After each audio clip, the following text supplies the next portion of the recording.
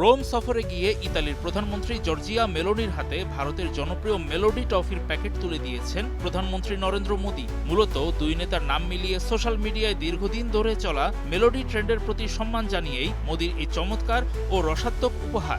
very good toffee. নিজের verified হ্যান্ডেলে এই আনন্দঘন মুহূর্তের একটি ভিডিও শেয়ার করে মোদীকে ধন্যবাদ জানিয়েছেন ইতালির প্রধানমন্ত্রী। ভিডিওতে দেখা যায় ভেরি ভেরি চকলেটি স্লোগানের জন্য পরিচিত ওই টফির প্যাকেট হাতে দুই নেতাই বেশ হাসি খুশি মেজাজে রয়েছেন। ভিডিওতে জর্জিয়া মেলোনিকে বলতে শোনা যায়, প্রধানমন্ত্রী মোদী উপহার হিসেবে দারুণ একটি টফি নিয়ে এসেছেন। জবাবে মোদী হেসে বলেন, মেলোডি।